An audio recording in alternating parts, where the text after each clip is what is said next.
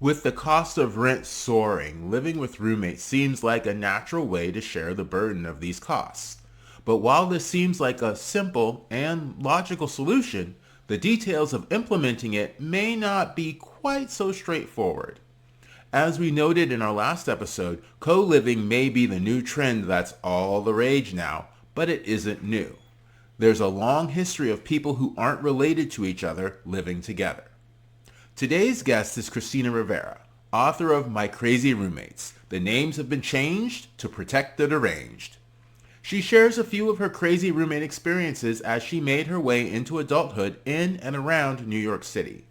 We cover a wide range of topics including how assumptions can land you in hot water with your roommates, to understanding how roommate relationships evolve over time, to the value of written agreements and house rules.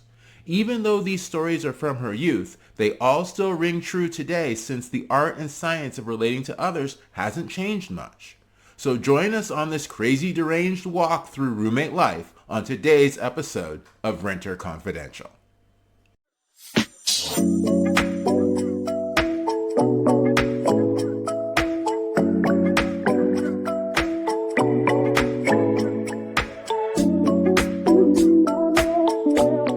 Hello, everyone. Welcome to another episode of the Renter Confidential podcast. And today we have a wonderful treat for you.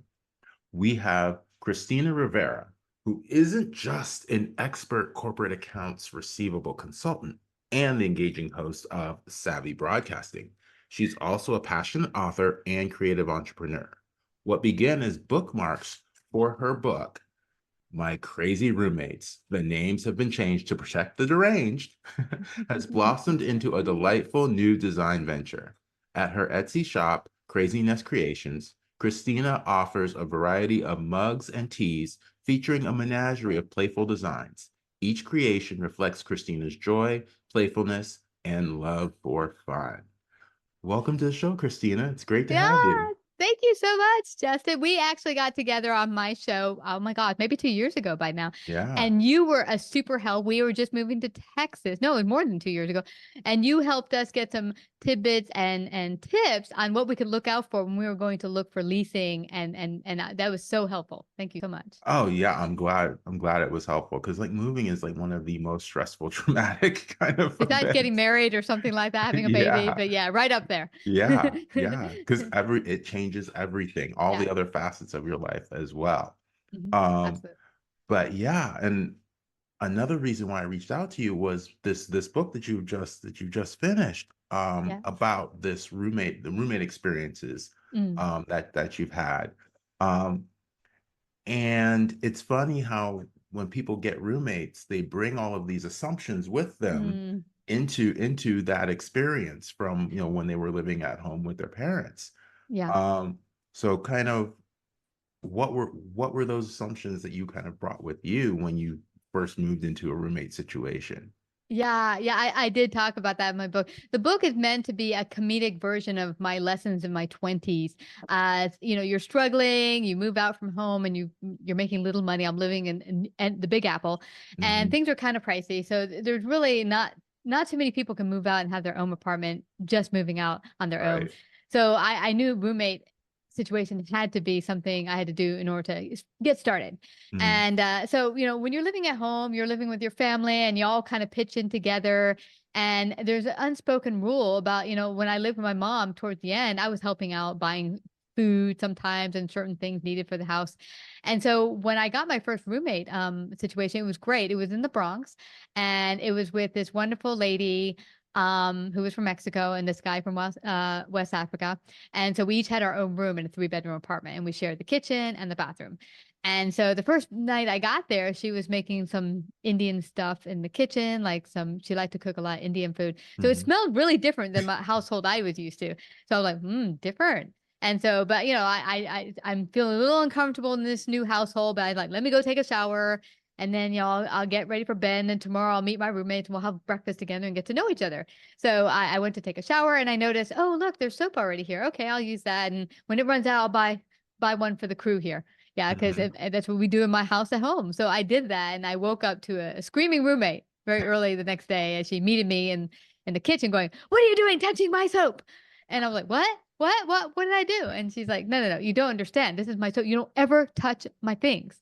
And so, it was a quick lesson on don't make assumptions. And it's something you don't think about when you live with a family, because it's family. You're not thinking we're all Mm, using the same soap. But when you're living with strangers, pretty much, you're not going to be using the same skincare products, soaps, whatever. right. And so I got a quick lesson, and no, no, no, don't do that. So I mean, it was my quick, I guess, awakening to, hey, this is how the roommate world works. You really have to work things out in the beginning.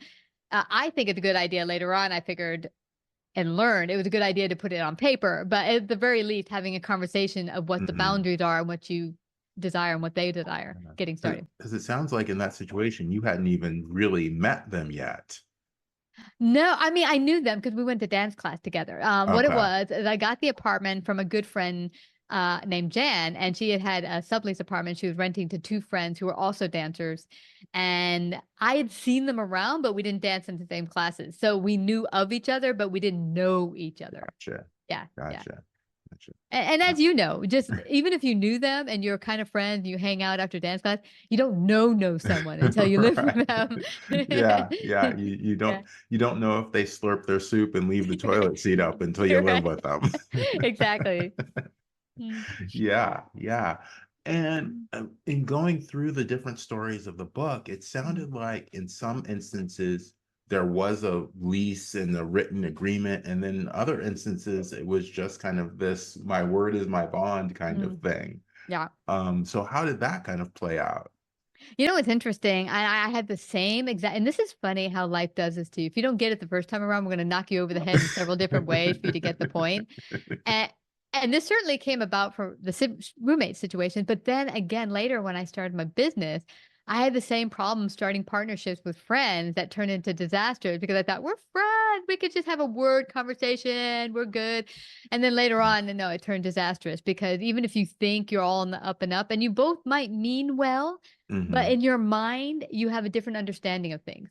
And so, Yeah. yeah, getting on paper is good. Later on in business, I had a partnership with a gal. We put it on paper, but we weren't clear. And we thought we don't need lawyers, schmoyers.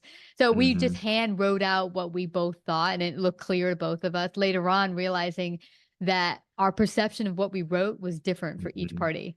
And Hmm. so the same went for roommate situation. I would later on after the first couple of roommates, which are funny stories, I realized I should start putting things on paper and make things easier. Hmm. But then always feeling like, yeah, I would either bend the contract and not keep the boundaries that we put in place because Uh, my fault is that I would get very, and I heard this from friends later on, is I would get very personable and friendly with the people I lived with, and they'd feel like good friends. So, like, we can let that slide. And then in other cases, I just because we became friends or were friends beforehand, I just didn't do a contract at all. Yeah, gotcha. not a good idea. It's always a good idea to write it down, maybe have a third party, make sure that both of you are on the same page Right, with right, everything. right. Yeah.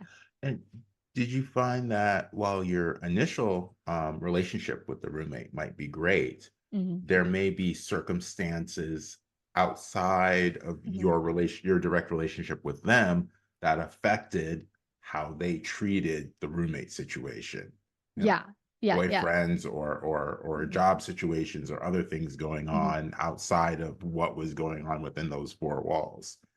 Yeah, yeah, and I talked about it. We just chatted briefly before the interview. Another thing I came up with is that I had roommates from varying cultures, and we Mhm. spoke not just languages but actual cultures very differently growing up from how I grew up. They didn't even grow up in the U.S. They grew up in a totally different culture. So, say my Spaniard roommates. I loved going to Spain. The Spaniards are totally like, what's mine is yours. Come in, eat anything you want. Can I help? They're really, really hospitable. But the American culture is not like, come on in, everything in my refrigerator and everything that's mine is yours.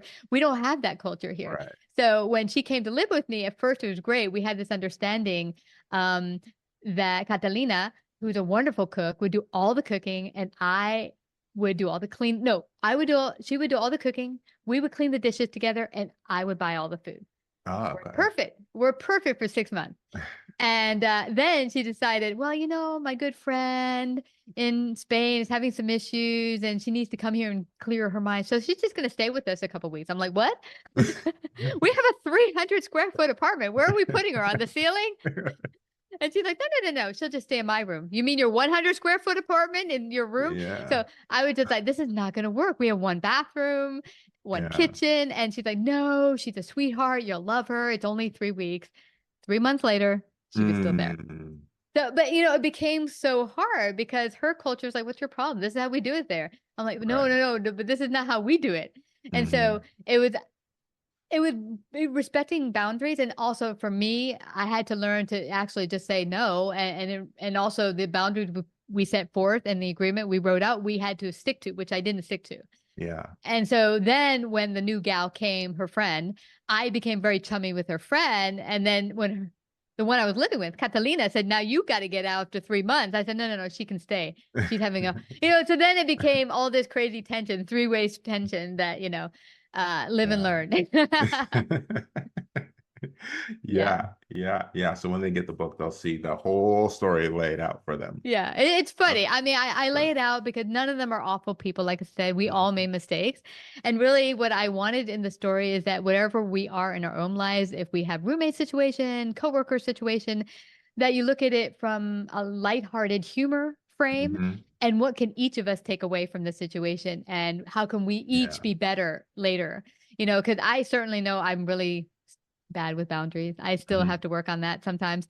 And so that's just my thing. And so what is maybe when you look at the stories, what is something that maybe you got to work on to make your relationships a little stronger, whatever they might be? And now we'll take a break here for our sponsor, Rental Secrets. This book has helped people nationwide save hundreds on their rent. The link is in the show notes below, and here's the trailer for this powerful book. America is in the grip of a housing crisis. There's evidence of it in nearly every city. 50% of U.S. households are having difficulty paying rent. And prices? Well, prices are on the rise.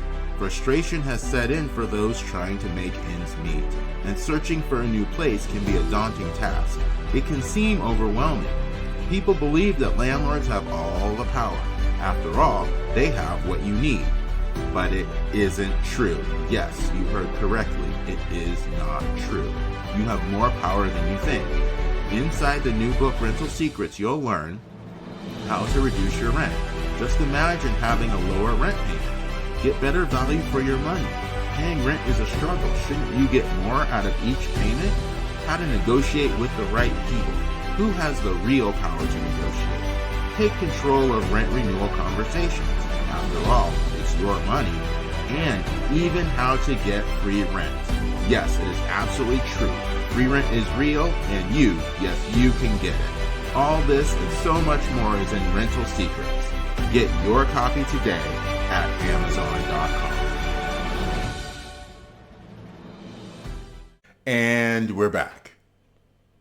Yeah, and one of the things I really liked about the story is when people think about getting a roommate, they always think about it from the financial Mhm. standpoint, but Yeah. they don't think about, this person can teach me how, may be able to teach me how to cook. This Mhm. person is bringing a whole different social circle that Mhm. I might be able to plug into Yeah. either professionally or from a friendship standpoint, Mhm. and giving me different opportunities Mhm. than I would have otherwise. So I kind of challenge people to think more broadly Mm. about the roommate situation rather than just think about it from the money Financial. angle. Yeah. Yeah.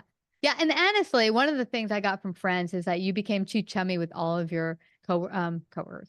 That too. No, but all of my roommates because I Uh-huh. just a very personal person. But I don't know if that like you're mentioning, I don't think that's a really bad thing. I think where the problem comes in for certain individuals like myself is just letting people know where your boundaries are and then keeping to them, which is a me thing, not them thing. And each of us have our own challenges. But you're right. And each of the people I met that I learned so much from all of them, like Catalina, awesome cook. Also Lambert later on. I lived with his wonderful cat, Figaro, Figaro. And he was a wonderful roommate as well.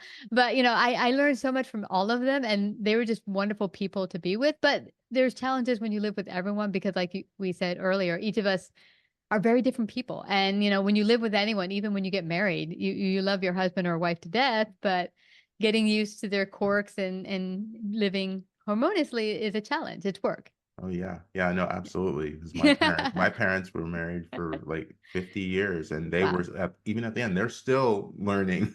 Hmm. They're still learning things about each other that they didn't know. Yeah, absolutely. Yeah.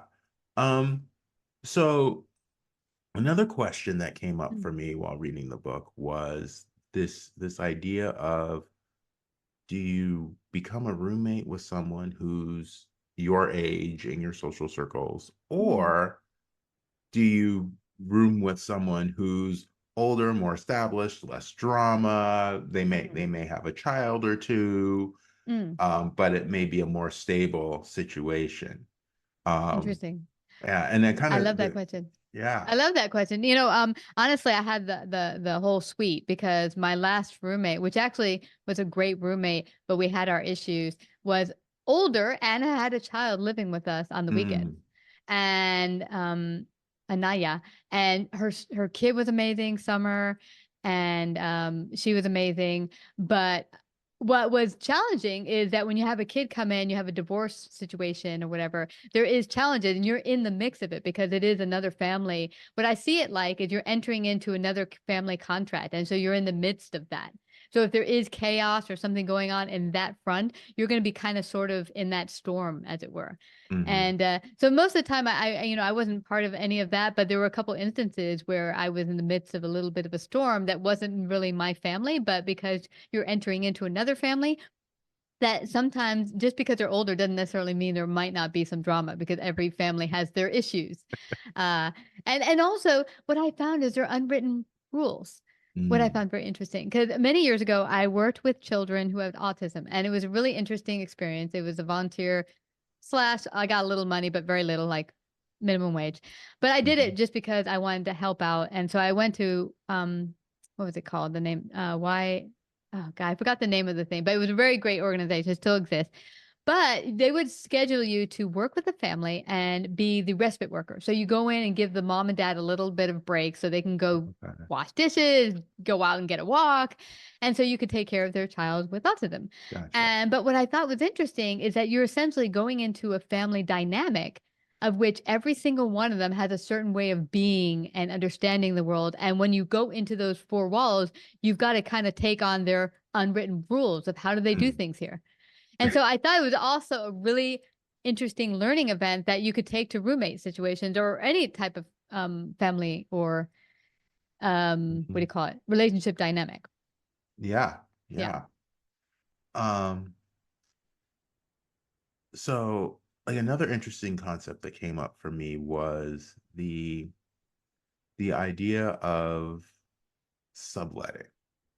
So like Yeah. sometimes you have a lease that allows for it, sometimes you Mm, have a lease that doesn't allow for it. Sometimes there are people who have mm, sublet mhm, knowing that the lease didn't allow it. mhm. Yeah, yeah. Yeah.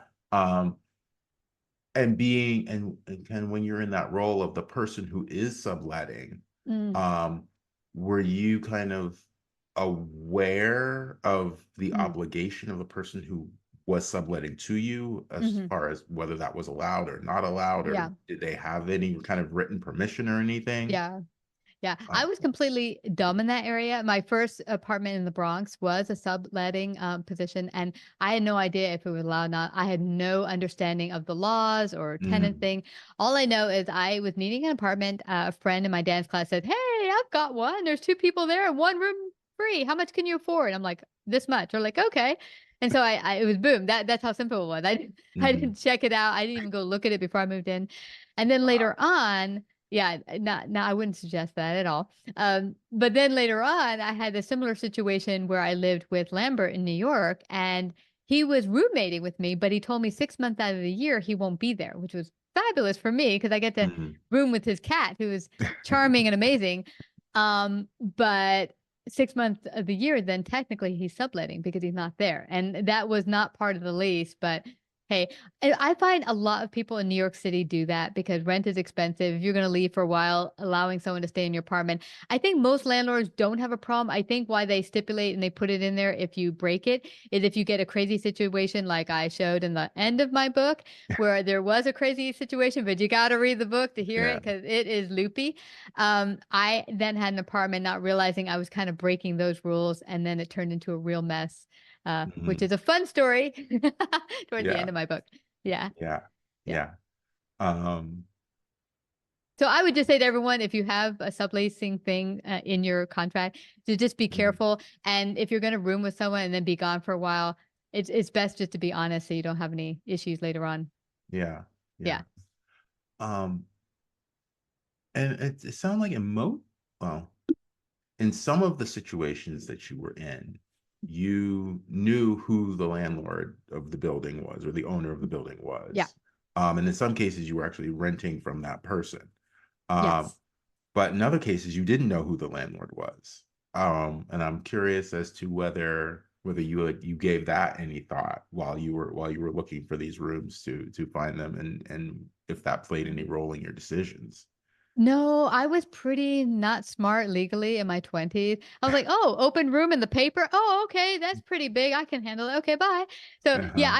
I once rented a room, which I did mention. It was mini in, oh my God, it was Washington Heights, and a very really nice neighborhood. It was like a block from Columbia University. Mm, So the train station right there would get me to work in 15 minutes, midtown. And she was renting a closet. So it was originally a walk-in closet that she converted into a bedroom with the smallest twin bed and a little dresser, and she charged $250. And I was broke at the time, so I was like, "Whoa, here I come." So, yeah, so I didn't know the landlord at the time. It was definitely a subleasing type thing, and her 2 kids and her were in the other part of the house, and then she had another bedroom where she rented the entire bedroom to another guy. And mm, basically, we paid the rent, then some, and it allowed her to just take care of her kids because she had just recently become divorced, which is mhm, pricey and all the cost to that sort of mhm, thing. But again, like I mentioned, I was entering into a whirlwind of her issues with her husband and whatever, and that turned into a bad situation at the end, which I talk about in the mhm, book. But I think really it wasn't about what her and I had an issue with. I think it was really her divorce stuff spilling into our mhm. stuff because it's like I said, it's complicated. And when you enter into someone's house like that, you are entering into their stuff. Yeah. So you Yeah. got to look at it all, and not just can I afford the room? Is it a nice neighborhood? There's a lot of questions to ask. Yeah. Yeah. Absolutely. Absolutely. Um, so as we kind of wrap up the conversation, like what pearls of wisdom would you leave with young folks who are coming out of college, who are just like, Yeah. or whether they may not be coming out of college, they may Mhm. be at a point in life where things have think they're trying to simplify and get back to basics, where Yeah. they may be looking for a room or Mhm. looking to get into a roommate situation. What kind of pearls of wisdom would you leave them with? Well, I would say that it's a good idea for real to mark things down of what you really desire, talk it out. Like, here's what I'm really looking for in a roommate situation. Does that jam with you? And vice versa for the person renting the room. Because it's Hmm. got to be a good fit for both of you. And I know sometimes if you're in a difficult situation, you're like, well, this just works financially. So let me just take it. Because we have heard, on the crime channel, horrible incidences where, mine were just comedy based, but there are horrible situations where you move in with someone that's less than optimal and you end up in dead.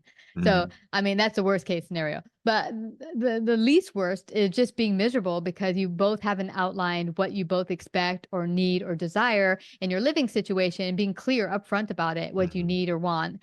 And like when I lived with Lambert, he said, I'm going to have a lot of parties. Well, I didn't know what that meant so much. So for me, I'm a quiet buddy who never had parties. So that wasn't going to work for me. Honestly, if I were going to be truthful, I need to keep looking, Hmm. not just say, okay, this is going to work. So I think and then more importantly, if you do end up in a situation, like I said, everyone has their quirks, their differences, their way of living that's going to be different because you're all different people, that you have to be flexible. And Hmm. first, you've outlined both what you desire, you put down boundaries, you keep the boundaries so you both stay in the line to, be respectful of each other, but then understand at the end of the day that they're different people and you're flexible if, they do something that annoys you a little bit or something. Because like for Lambert, was a little messy and I would leave a mess every time I took a shower and he's not. So he would Mhm. get annoyed at me, so we'd have those back and forth because this is his apartment. So I have to be respectful and clean up after myself. So, which is funny because earlier on I had a roommate that would leave, as I mentioned, a big mess and then that left other issues. So yeah, it's just always remembering that you're different people and that respect each other and be flexible. Yeah, absolutely. Well, thank you for Christina for sharing your wisdom, You and betcha. thank you everyone for listening to this episode of Renter Confidential. I pulled quite a few valuable lessons from Christina's stories. The rules of every roommate situation can be quite different from what you may be used to, and even vary between experiences. Living with someone else often tests both your personal boundaries and theirs. Even friends need to have written agreements so everyone has the same understanding and perception of the situation. Beware of bending the rules as the roommate relationship develops. Be prepared to explore cultural differences and how they impact your roommate experience. There can even be many unwritten rules when living with other people, especially when you are joining a pre-existing roommate situation. There's great value in digging deeper beyond just asking about the neighborhood and what the rent is. So communicate, stay flexible, and do your best to respect each other as your roommate situation evolves. Thanks for watching Renter Confidential. Happy apartment hunting. And remember, when it comes to renting, insider information is the best roommate you can ever have.